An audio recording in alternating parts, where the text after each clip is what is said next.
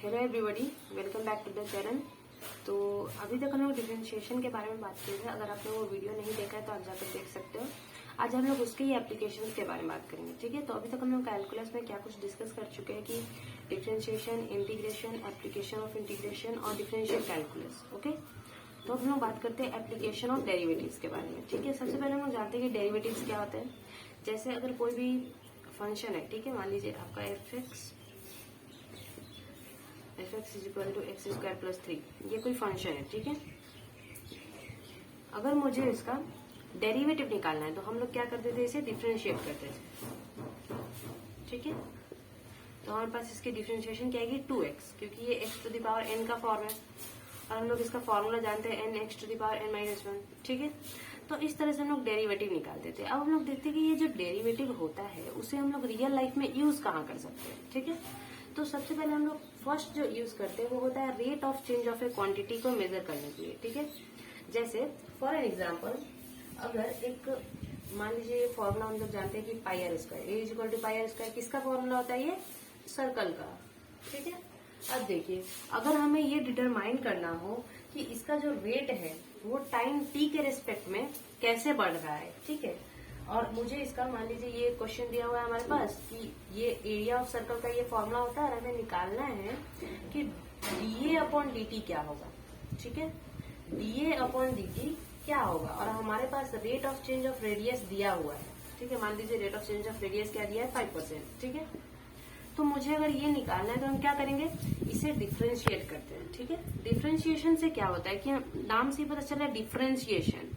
Differentiation मतलब क्या, rate एक पता चल रहा है, मतलब पहले वाले वैल्यू फिर फाइनल वाले वैल्यू और उस दोनों का जो डिफरेंस है वो किस रिस्पेक्ट में हो रहा है, ठीक है। उसको हम लोग जब मेजर करते हैं तो उससे हमें रेट फाइंड आउट होता है, और उस रेट को हमें मेजर करने के लिए क्या करते हैं, हम लोग डेरिवेटिव्स का यूज करते हैं, ठीक है।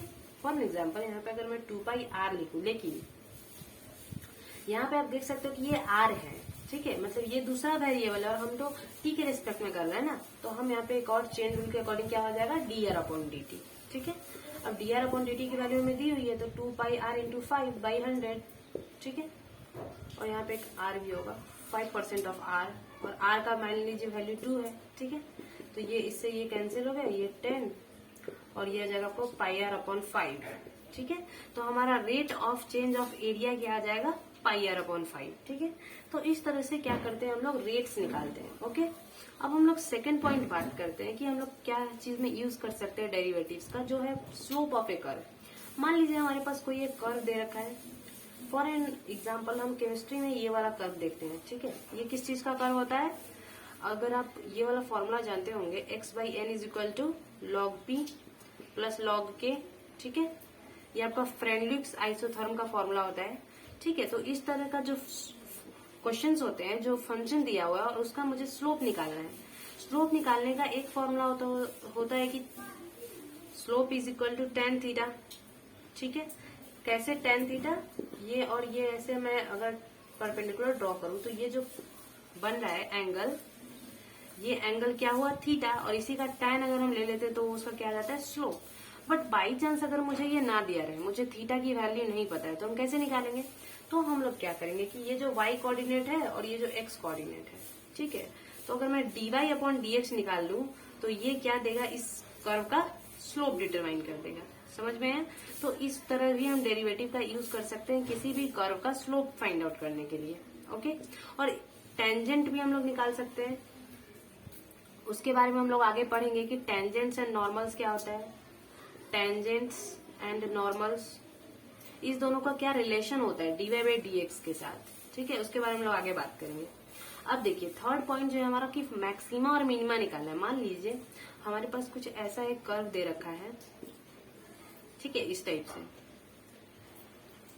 और मुझे इससे पूछ रहा है कि इसका मैक्सिमम पॉइंट कौन सा है, इसका मैक्सिमा कहाँ पे लाई कर रहा है। तो ऑफकोर्स हम इस कर्व को देखकर बता सकते हैं कि इसका मैक्सिमा कहाँ लाई कर रहा है, यहाँ पे लाई कर रहा है, ठीक है। लेट ये पॉइंट क्या है, P है, तो हम लोग बता सकते हैं कि मैक्सिमा जो है वो P पॉइंट पे लाई कर रहा है, ठीक है। लेकिन इस ग्राफ को देखते आप क्या बता सकते हो कि P का कोऑर्डिनेट क्या होगा, नहीं बता सकते हैं, नहीं बता सकते ना। तो इसी मैक्सिमा के पॉइंट को या फिर अगर आपके पास कोई पॉइंट दिया हुआ है, जैसे कोई कर्व है उसका इक्वेशन दे रखा है और उसमें मान लीजिए ये एक हमारा कर्व दिया है x² + 3x + 2, ठीक है। इसमें हमसे पूछ रहा है कि x = 2 पर ये फंक्शन जो है वो मैक्सिमा है या मिनिमा है, या फिर दोनों में से कुछ नहीं है। तो हम इसे कैसे चेक करेंगे, तो यहाँ भी हम लोग क्या कौन सा कंसेप्ट यूज करते हैं, डेरिवेटिव का कॉन्सेप्ट यूज करते हैं, ठीक है।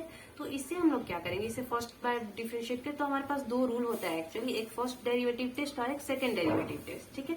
तो उससे हम लोग बता सकते हैं कि इस पर्टिकुलर पॉइंट पर ये जो फंक्शन है वो मैक्सिमा है या फिर मिनिमा है, ओके।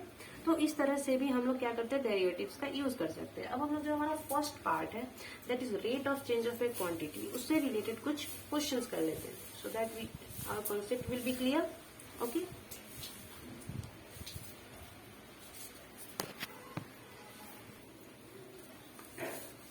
ठीक है, तो हमारे पास एक क्वेश्चन दे रखा है कि the total cost CX in rupees is associated with this function, ठीक है। एक फंक्शन दे रखा है हमारे पास जिसमें प्रोडक्शन ऑफ X यूनिट किसी भी आइटम का, ठीक है, उसे हम उसके कॉस्ट को इस तरह से कैलकुलेट कर सकते हैं। अब हमसे पूछ क्या रहा है कि इसका मार्जिनल कॉस्ट क्या है। अब देखिए मार्जिनल कॉस्ट फर्स्ट बार टॉपिक आ रहा है, ऐसे समझ में नहीं आएगा।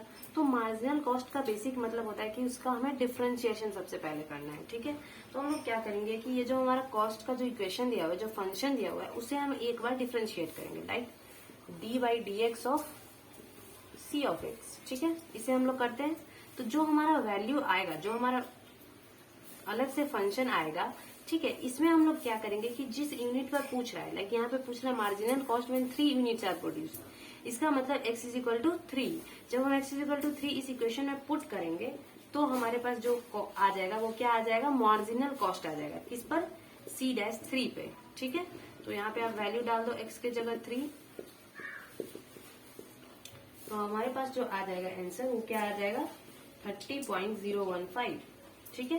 तो ये हमारे पास क्या हुआ, मार्जिनल कॉस्ट हो गया जब 3 यूनिट्स जो है वो प्रोड्यूस हुए, ठीक है। तो इस तरह से क्या करते हैं हम लोग, डेरिवेटिव्स के कॉन्सेप्ट को यूज करके रेट या फिर मार्जिनल कॉस्ट से रिलेटेड चीजों को फाइंड आउट करते हैं, okay. Thank you for watching.